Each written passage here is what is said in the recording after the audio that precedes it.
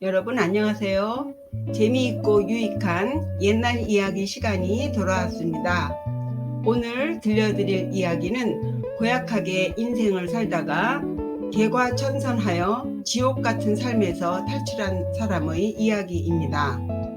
주인공은 어떻게 지옥 같은 삶에서 벗어났는지, 또 작가가 이 이야기를 통해서 하고 싶은 이야기는 무엇인지 이야기 잘 들으시면서 생각해 보시길 바랍니다. 그럼 이야기 시작할게요. 옛날에 중국 안휘성 남쪽의 안경이라는 땅에 성이 대시인 선비가 살았답니다. 그는 젊었을 때 행실이 고약해서 삼가하는 것이 없었대요. 어느 날 그는 외출했다가 술에 잔뜩 취해서 집으로 돌아오는 중에 얼마 전에 죽은 외존 사촌형인 계생과 마주쳤답니다.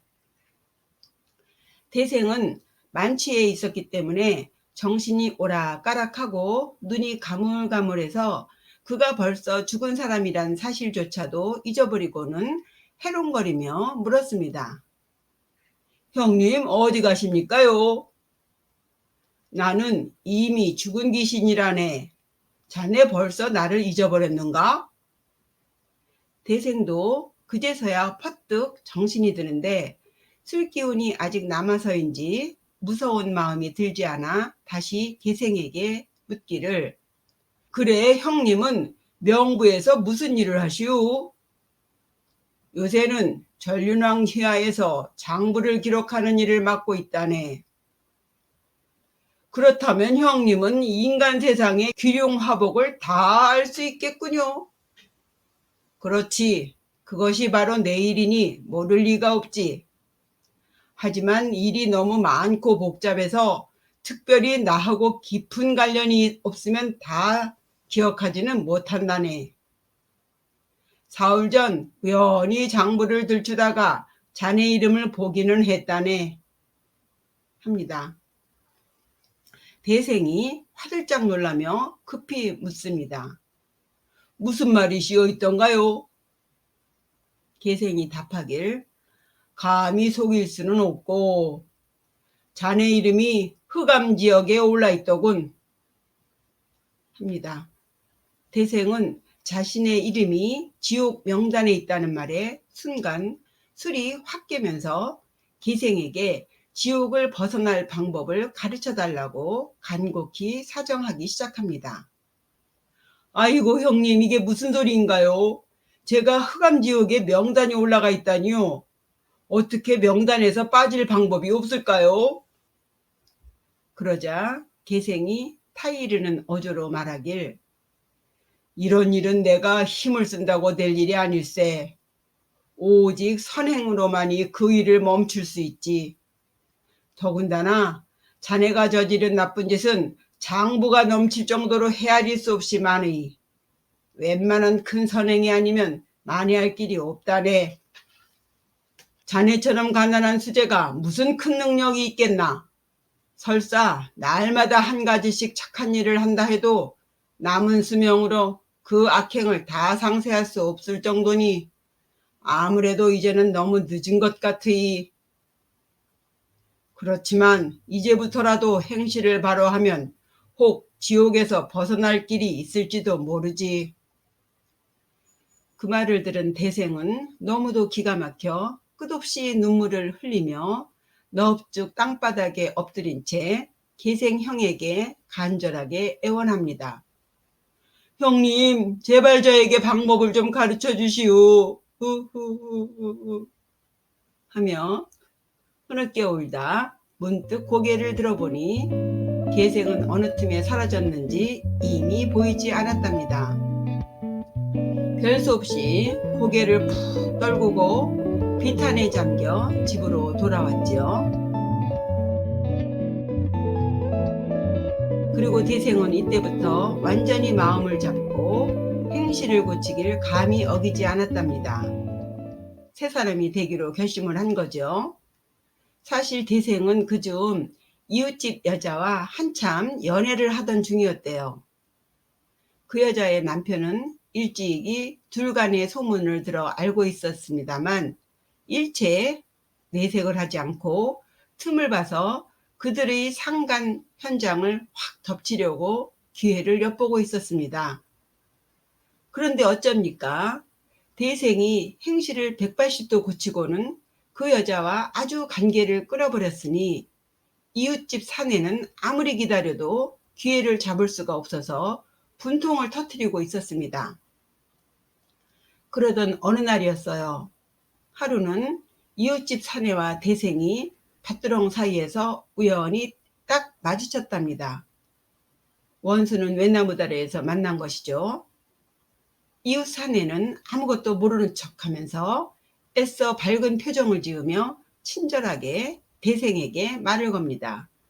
그리고는 거짓말로 대생을 꼬여서 물이 다 말라버린 우물을 들여다보게 하고는 이때다 싶을 때 잽싸게 그를 우물 속으로 밀어 넣어 버렸습니다. 우물은 깊이가 몇 길이나 될 정도로 깊어서 떨어져 머리가 부딪혀 죽어도 죽을 것이고, 또 살았다 한들 우물이 깊어서 도저히 빠져나올 수도 없으니 다시 살아날 가능성은 아예 없다고 생각했죠. 시간이 얼마나 흘렀을까요? 우물에 빠진 대생이 겨우 정신을 차려보니 이미 해는 져서 깜깜한 한밤중이더랍니다. 그는 우물 속에 쭈그리고 앉은 채 살려달라고 소리소리 쳐봅니다. 그러나 대생의 외침을 듣는 사람은 아무도 없겠지요. 한편 대생을 우물 속에 밀어넣고 돌아온 이웃집 사내는 슬그머니 대생이 다시 살아나지 않을까 걱정이 되었습니다. 해서 하룻밤을 지낸 뒤 다시 우물가에 가서 동정을 살피는데, 글쎄 대생이 살려달라고 소리를 고래고래 지르고 있지 않겠습니까? 사내는 놀란 가슴에 보이는 대로 돌멩이를 우물 안으로 던졌습니다. 대생은 아차 하면 돌멩이에 맞아 죽게 생겼죠. 재빨리 우물 밑에 뚫려있는 옆 동굴 속으로 몸을 피하면서 더 이상 감히 소리도 지르지 못했습니다. 대생이 아직 죽지 않은 것을 확실히 알게 된 사내는 흙을 퍼날라서 우물 속이 거의 메워질 때까지 쏟아 부었습니다. 점차 동굴 안은 칠흑처럼 깜깜해졌겠죠. 참으로 지옥과 조금도 다를 것이 없었습니다. 텅 빈 동굴 속은 먹을 것도 없으니 살아갈 도리도 없다고 생각한 대생은 동굴을 따라 엉금엉금 기어서 조금씩 안쪽으로 들어가 봅니다. 그런데 바로 세 걸음 바깥이 모두 물바다더래요. 더 이상 앞으로 나아갈 수도 없어 어쩔 수 없이 제자리로 돌아와 주저앉습니다. 처음에는 배가 고픈 것도 같았는데 시간이 지나니 배고픈 것도 잊어지더랍니다. 흑암지옥에 이름이 올랐다더니 죽기 전부터 지옥에 떨어진 꼴이 되었지요. 소록소록 지난 일들이 주마등처럼 스칩니다. 돌아보면 뭐 하나 잘한 것이 없네요. 후회가 막급이에요. 대생은 이제 구천 아래에서 어떤 착한 일도 할 수 없게 되었다는 생각에 그저 할 수 있는 것이라고는 오직 아미타불 부처님만 찾는 것이었어요. 나무 아미타불, 나무 아미타불, 죽을 죄를 지었습니다. 옴살바무자 모지 사바하, 옴살바무자 모지 사바하 하면서 열신 참회진언을 외웁니다. 저의 죽을 죄를 용서하소서. 그렇게 한참 하다 보니 비몽사몽간에 희미하게 빛나는 도깨비불이 온 동굴 안을 둥둥 떠서 날아다니더랍니다. 그는 다시 정신을 차리고 그 도깨비불을 향해 기도를 드렸습니다. 도깨비님, 도깨비님, 듣자 하니 푸른 도깨비불은 모두 원통한 귀신이라던데 제가 지금은 살아있긴 하지만 다시 집으로 돌아가기는 정말 어려운 처지가 되었습니다. 그러니 잠깐이나마 저와 함께 이야기를 나눠주신다면 그 또한 적적한 가운데 약간의 위로가 될 것 같습니다. 라며 되는 소리 안 되는 소리 나오는 대로 간절하게 기도를 마치고 나니 저쪽에서 뭇 도깨비불이 물 위로 둥둥 떠서 천천히 다가오는 것이 보이더랍니다. 대생이 자세히 보니 신기하게도 그 도깨비불 속에는 각각 사람이 하나씩 들어있는데 그들의 크기는 보통 사람의 절반 정도였대요. 대생이 반가워하며 당신들은 어디서 왔소?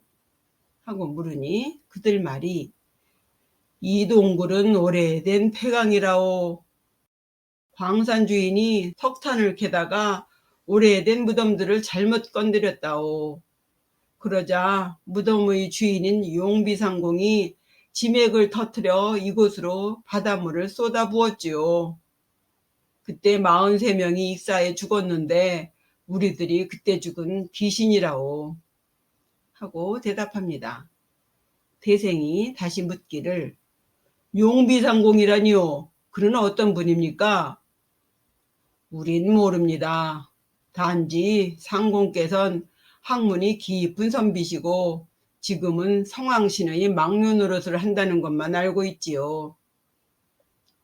그분은 우리들이 죄 없이 무고하게 죽었다는 것을 가엾게 여겨서 수삼일에 한 번씩 미움을 나눠주고 계십니다.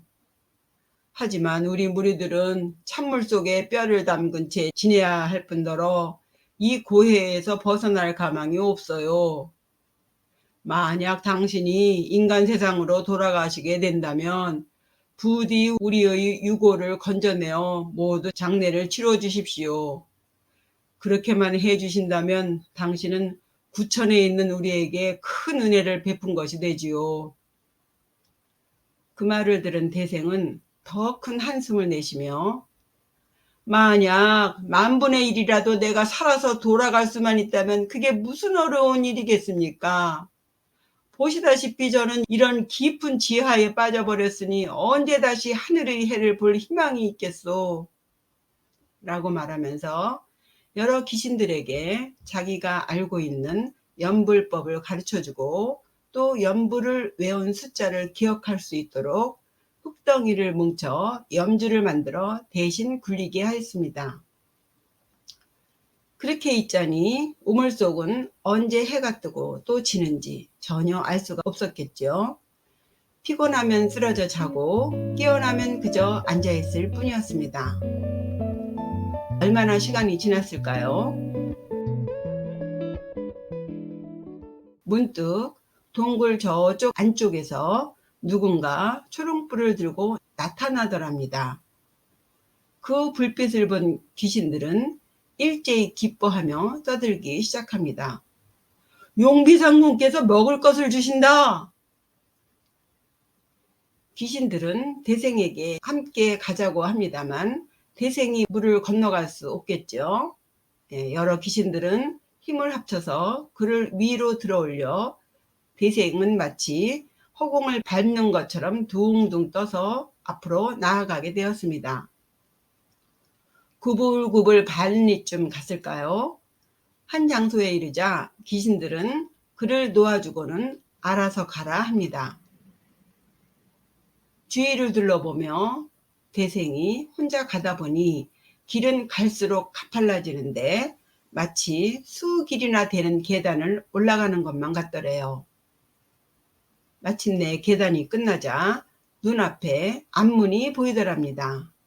그리고 그 집 위에 초 한 자루가 불을 밝히고 있는데 그 초가 활동만 하더래요. 대생은 오랫동안 빛을 보지 못했기 때문에 너무나 기뻐서 빛을 향해 막 앞으로 달려가니 위쪽에 육아인의 의관을 차려입은 노인이 한 명 앉아있더랍니다.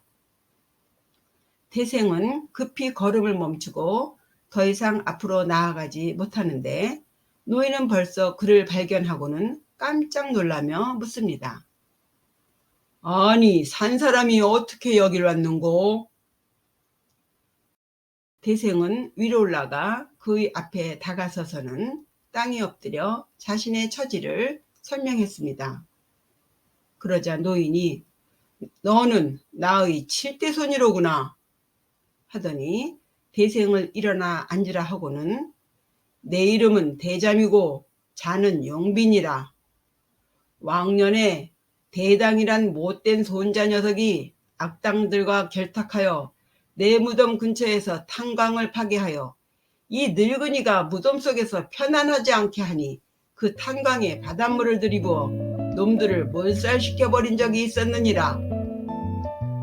지금 그 대당의 후예들은 어떻게 지내는고? 합니다.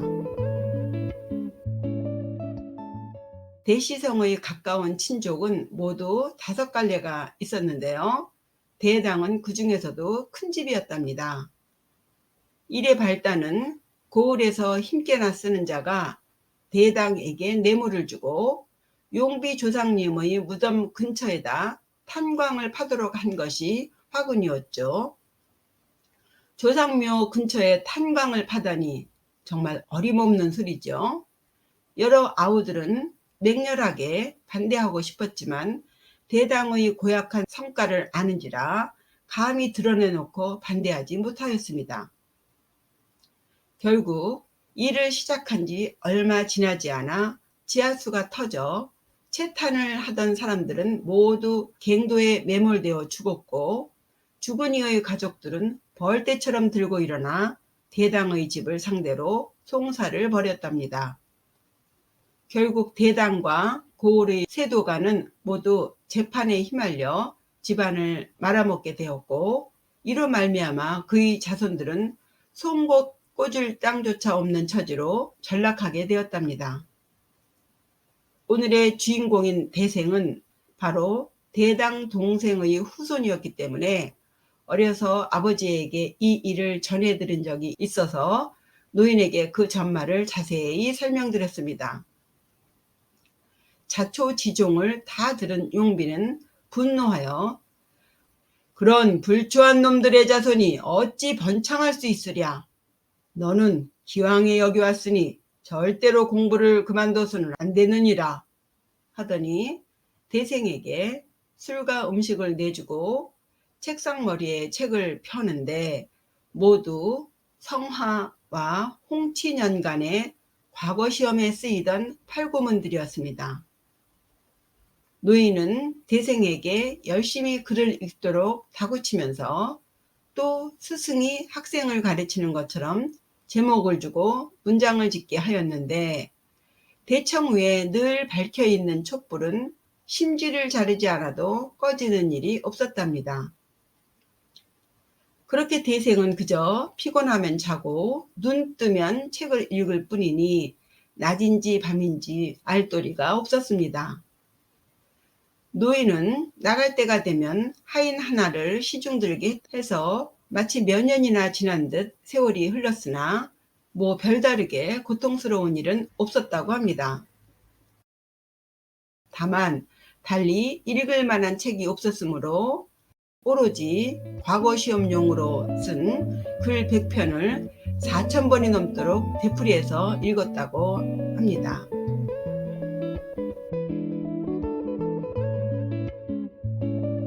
그러던 어느 날 노인이 대생에게 이르길 너의 죄값을 이미 다 치루었으니 이제는 인간 세상으로 돌아가도 괜찮을 것 같다. 내 무덤은 단광 근처라 음산한 바람이 불어서 뼈골이 시리니라. 네가 과거 시험에 붙어서 공명을 성취하게 되면 나의 무덤을 꼭 동쪽의 평원으로 이장시켜다오. 대생은 공손하게 그러겠다고 대답했습니다.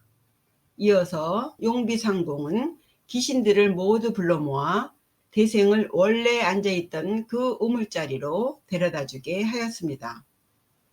귀신들도 대생을 에워싸고 연신 허리를 굽히면서 거듭거듭 자신들도 구원해달라고 부탁합니다.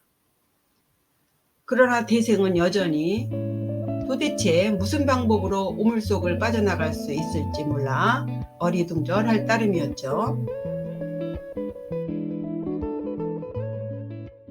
한편 앞서 대생이 실종되자 그의 집안에서는 도처를 수색하며 백방으로 대생을 찾아보았으나 도무지 종적을 발견할 수 없었으므로 그의 어머니는 결국 관청에 아들이 실종되었다고 신고를 했답니다.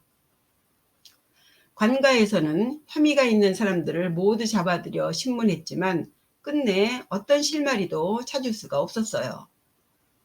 그렇게 3, 4년이 지나는 동안 원래 사건을 맡았던 관리도 이임에서 떠났고, 그러다 보니 범인을 체포하려는 노력도 느슨해졌고, 또 대생을 찾아 울고불던 대생의 아내도 수절하지 못하고 다른 곳으로 시집가고 말았습니다. 그러던 어느 날이었어요. 회리마을 사람들이 대생이 빠졌던 그 옛날 우물을 다시 복구하게 되었답니다. 그들은 우물 구멍을 막은 흙을 파들어가다가 대생을 발견하게 되었죠. 몸을 만져보니 아직 죽지는 않았더랍니다. 사람들은 경악하며 서둘러서 그의 집에 알리고 다 같이 그를 들어 집으로 데려갔습니다. 대생은 만 하루가 지나자 정신이 드니 비로소 대생이 우물 속에 들어간 것부터 이웃집 사내가 자기 아내를 때려 죽여 여인의 아버지가 사내를 고소했고, 또 사내는 관가로 끌려가 1년이 넘게 닥달을 당한 뒤 뼈와 가죽만 남은 채 겨우 집으로 돌아왔다는 등등의 저간의 사정을 서로 이야기할 수 있게 되었습니다. 이웃집 사내는 대생이 다시 살아났다는 소문을 듣게 되자 겁에 질려 다른 곳으로 도망을 갔습니다. 대생의 친지들은 모두가 그를 잡아 죽여야 한다고 입을 모았으나 대생은 그 말에 손사래를 치며 지난 일은 사실 모두 제가 스스로 자초한 바 그것은 저승에서 내렸던 책벌이었습니다. 그 사람과 무슨 관계가 있겠습니까? 라고 하더랍니다. 이웃집 사내는 대생이 자신에게 아무런 원한도 품고 있지 않다는 사실을 알고는 그제서야 우물쭈물 집으로 돌아왔습니다. 이후 우물의 물은 이미 말라있기 때문에 대생은 사람들을 고용하여 동굴 안에서 인부들의 유골들을 수습하게 한 다음 각기 완전한 시신으로 복원시켰습니다. 그리고 관을 사고 양지 바른 땅을 마련한 뒤 크게 무덤을 꾸며 그들 모두 합장을 하였습니다. 또 족보에서 이름이 대잠이고 자가 용비인 조상님을 찾아보고는 먼저 제수용품을 마련한 뒤 그 무덤에 찾아가 정성스럽게 제사를 지냈지요. 그러자 대생에 관한 이러한 신기한 소문을 들은 그 지방의 학사가 그의 글을 읽고는 입에 침이 마르도록 칭찬을 하더니 대생은 이 해에 과거시험에 우등으로 합격했고 가을에 열린 향시에서는 마침내 과거시험에 붙은 거인이 되었다고 합니다. 그는 어사화를 꽂고 집으로 돌아와서는 곧바로 동쪽의 평평한 언덕에 맷자리를 닦아 용비상공의 유골을 이장하고 정성스럽게 장례를 치루었습니다. 그리고 매년 봄 가을마다 꼬박꼬박 성묘하기를 한 해도 거르지 않았답니다. 이상으로 용비상공의 이야기 들어보셨는데요. 어떠신가요? 재미있으셨나요? 이 이야기는 작가가 어려서 고향에서 겪은 이야기를 토대로 쓴 것이라고 합니다. 고향에 석탄을 캐는 탄광이 있었는데 굴 속에 갑자기 물이 차서 10여 명의 인부가 매몰되는 사고가 있었대요. 시체를 찾기 위해 물을 빼는 데만도 장장 2달이 걸렸답니다. 물이 완전히 마른 뒤 사람들의 시신을 찾아보니 뜻밖에도 매몰된 10여 명 중 1명도 죽지 않고 모두 살아있었다고 하네요. 그들 말이 당초에 지하수가 급속히 밀려들 때 모두들 높은 곳으로 헤엄쳐 올라갔기 때문에 1명도 있어하지 않을 수 있었답니다. 사람들은 밧줄을 내려서 그들을 위쪽으로 끌어올렸는데 지하에 갇혀있던 사람들은 바깥바람을 쐬는 순간 기절해서 쓰러지더니 하루 낮밤이 지나서야 차츰 정신들을 차렸다고 합니다. 작가는 덧붙이길 뱀이나 새들이 겨울에 동면하는 것처럼 사람도 땅 밑에서 움직이지 않으면 당장은 죽지 않는다는 사실을 알게 되었다고 하네요. 하지만 그렇더라도 이 이야기에서처럼 지하에서 몇 년을 버텨냈다는 말은 믿기 어렵겠지요. 작가는 이 이야기를 통해 이성적으로 납득할 수 없는 일, 상상하기조차도 어려운 일은 보통 사람으로는 할 수 없는 큰 선행을 하면 가능하다고 말하고 있습니다. 글쎄요, 어떠신가요? 예. 지난날 후회되는 일이 있으시면 만회할 수 있는 방법을 찾아서 늦기 전에 부지런히 선업으로 돌려야겠습니다. 이 이야기는 포송영의 요제지이에서 발췌한 이야기예요.